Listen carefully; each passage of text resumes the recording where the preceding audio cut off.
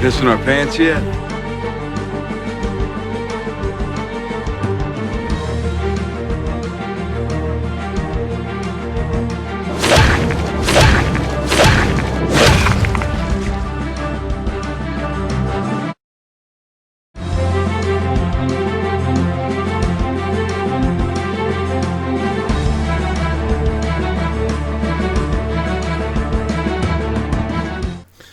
What's up, guys? The Arid Lord is here, back for another vlog, and this is it. This is the Q&A video.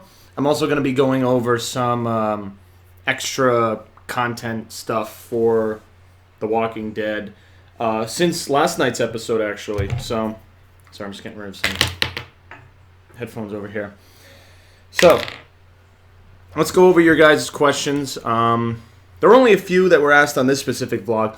I seem to get more questions on the reaction videos and or just regular vlogs I make from people who just want to comment about the content and then just ask questions. So I might do that. Maybe I'll do like surprise Q&A vlogs in the future. I'll probably just take random questions from vlogs that I've received and put them together in something like this. So let's see. Let's name out a few. I think there were there were three different people who submitted them. First, from Reagan, what's your personal opinion on Sasha and Rosita's character, and who do you think will get the death? Well, I made a vlog about this a few days ago, but personally, I think it's going to be Sasha, especially considering the events of last night's episode, The Other Side, episode 14. Now, I think this question was submitted before that episode aired, so spoiler alert, I suppose. But Sasha does sacrifice herself, does not let Rosita in, bars the gate that they're trying to get into the sanctuary with. Presumably, she's captured. We see footage of Negan looking in a cell in the next episode. I am assuming it's her, since nobody else is really captured, and Eugene is, by many people's standards, a coward and a bitch. So there is no way, that it's anyone else but Sasha. This, now, a bit of a spoilers from the comics. This remix is, in my opinion, this is yielding towards a death that happens in the comics. Very similar, where somebody's captured by Negan, and then that person is used in a certain way in which they die. I don't want to spoil it, but I'm starting to see similarities with this character and Sasha. It was a different character in the comics. I don't even think the character's alive in the show anymore. But so I won't go into the circumstances, but I'm starting to see that, especially where we got Dwight's kind of shadow appearance. And that was Dwight, by the way. I know some people have been debating, oh, maybe it was Daryl. No, it's not Daryl, for a couple of reasons. First of all, in the episode 15 preview, we see Daryl with his motorcycle following Rick to the ocean side. So we know for a fact that Daryl is not with Rosita, because Rosita would be with them if that was the case. Okay? Secondly, in the scene right before it, we see Daryl asking where Sasha and Rosita went. Now, I highly doubt that he would risk driving all the way back to the sanctuary, especially since the Saviors are on high alert looking for him. I highly doubt he would drive all the way back and go find them or search for them. Also, the biggest thing that gives it away is two things, I suppose. The shape of the crossbow, if you can compare, because Dwight has Daryl's old crossbow, then he's had it since season 3. If you look at the design on it, it's slightly different than the crossbow that the Kingdom gave Daryl. So you can kind of compare the designs, so that's one giveaway. The other is Rosita's facial expression.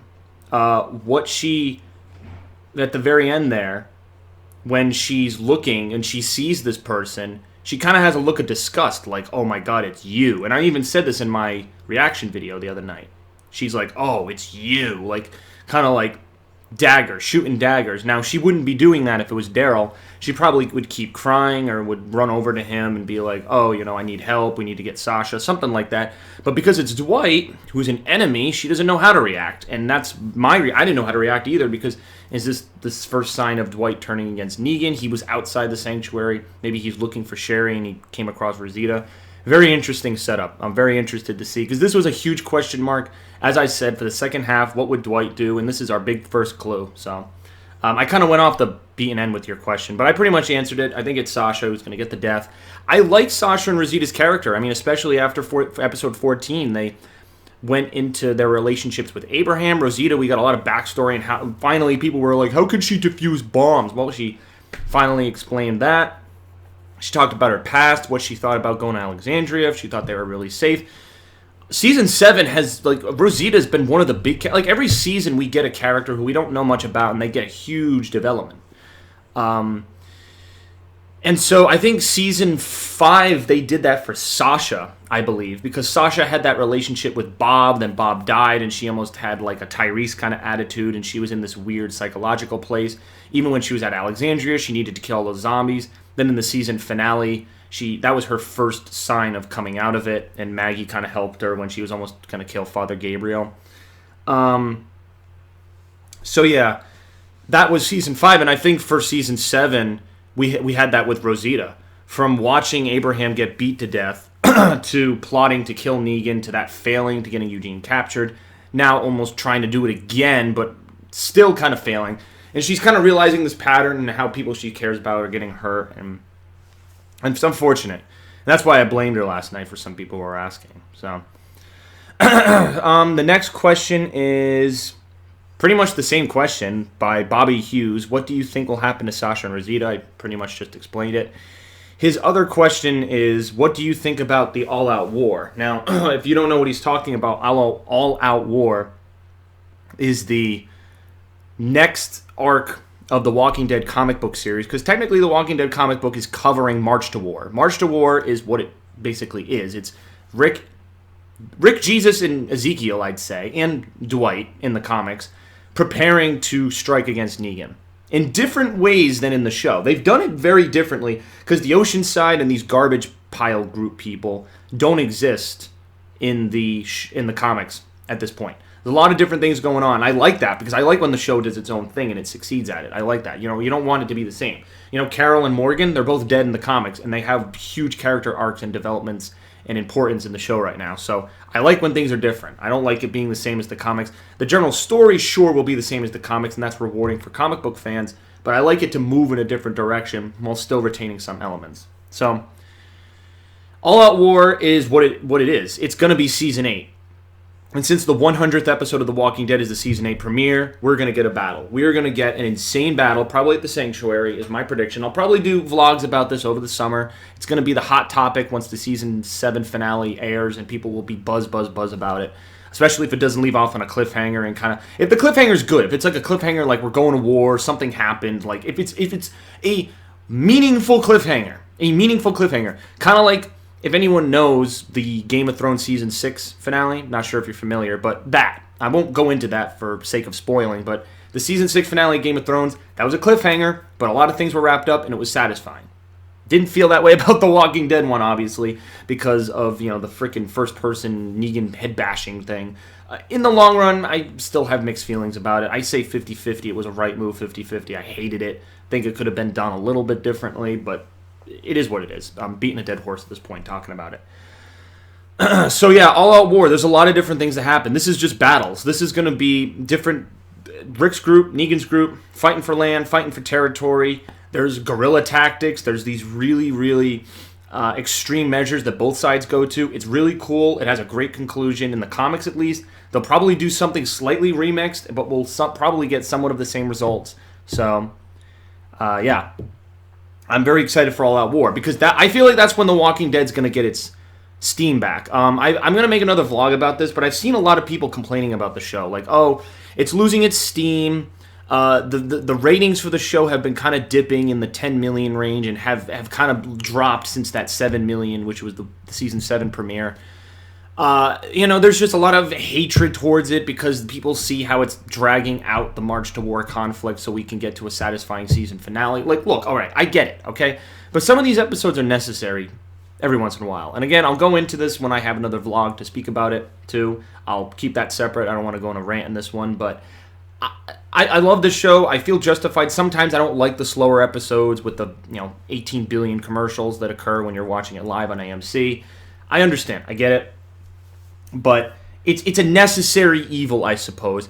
And you get character development from these characters so that when there's action and when there's buildup and when things happen, we have a reason to care about them. That's the whole point. That's what makes the show different from other shows.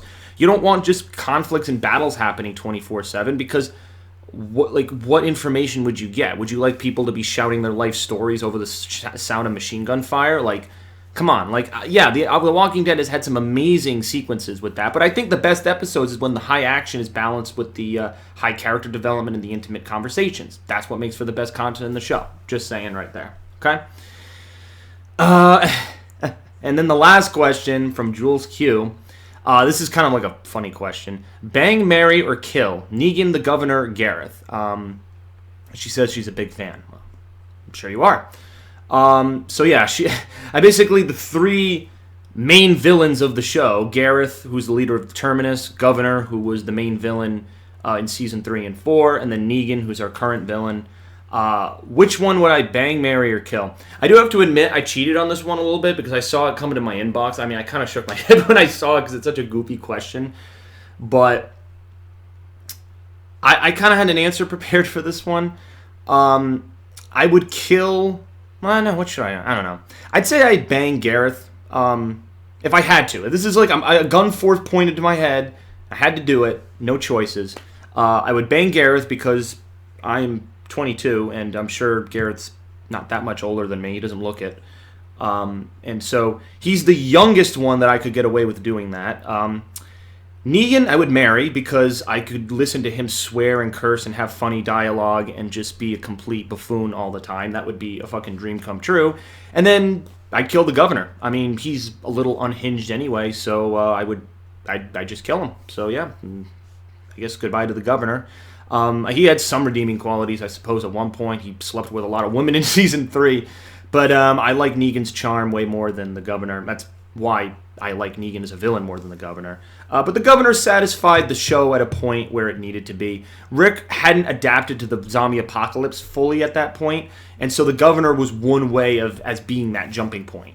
And so when Rick went into crazy mode at the end of season 4, he was channeling some of those things from the Governor. I'm sure he took influence from that. But Negan's a new type of character. Negan is like Rick in that he has a shit ton of experience, but he's mastered the world with a huge army much more than Rick has. So they're two different villains. And Gareth, obviously, yeah, he's mastered the world in a bit of a dark tone in the fact that he was killing people and eating them. So I guess he's mastered the world a little bit with a fucked up psychology that's really not going to get you any friends in the long term. So all right, those are all of the questions that I received. Let's see, I'm just going through some questions or just comments that I got. Some people are writing ridiculous comments on the season 4 reaction. As I said, there were some live streaming issues on that one. Oh, look at this one. Are you guys on crack? Go back and pause it. It was Daryl. Well, just to confirm, none of us in that vlog were on crack. I will say that with 100% confidence. And no, it's not Daryl for the reasons that I said in this vlog earlier. Rosita's reaction, the fact that Daryl was at the hilltop just in the scene before, and the fact that Daryl is riding with Rick to go to the Oceanside the next episode. I doubt it. They're going to want to do something with Rosita's character after that huge, huge emotional moment with her, watching Sasha, well, probably like her new best friend after, they reconciled everything that happened with Abraham. They're going to want to do something with their character. So, eat your words, JJ Aquariums, when episode 15 and 16 revealed that it's Dwight that Rosita was talking to. Anyway, and besides, wouldn't that make it more interesting? Like, come on, it's Daryl. Like, what's going to happen? Daryl's just going to be like, come on, let's go back and prepare for the war and prepare. Like, nothing's going to happen. But if it's Dwight, there's some interesting character moments that can happen between the two. Specifically, since Dwight knows Rosita. Remember the first moment when he's like, well, Rosita. Like, I love the way he said it. Like, when he first asked her name, when you first get to Dwight's name. And then we had in episode 4 of season 7 when he was kind of being a dick to her, pouring out her water. He tells her to go find the motorcycle, which is Daryl's. So there's been some character interactions between those two. So that's why it makes this interaction much more, rewarding. So that's why it's Dwight, guys. Sorry, I'm sticking to my guns. I'm just going to type, this is live, I'm going to say wrong. It is Dwight. It is not Daryl. Let's see. Can you guys make... All right, people ask me all the time to make the screen bigger. I will try to make it as big as I can. The thing is, if I make it too big, I get copyright issues, and then the video gets taken down completely. I've had this happen in the past, and I've had to fight it. Hence why it doesn't get too big. I can turn the volume up. The volume, I guess, was a little low for some reason. I had streaming issues, like I said, in episode 14. We had no issues in episode 13. Again, it's just, I'm in an area where the internet is sometimes really, really good or sometimes really, really bad, and I do my absolute best to give you guys the best quality content. So believe me on that end, all right? People said they hate how Eugene betrayed the group last night in the episode 14. Someone asked where we're from and what time does The Walking Dead air on TV. Well, I'm on the East Coast, without telling you guys specifically where I am. I'm on the East Coast. So 9 p.m. 9 p.m. Eastern Standard Time. That's when the episode airs first. So I'm watching the episode as soon as it goes up. I'll usually watch it on my computer here via AMC's live streaming service.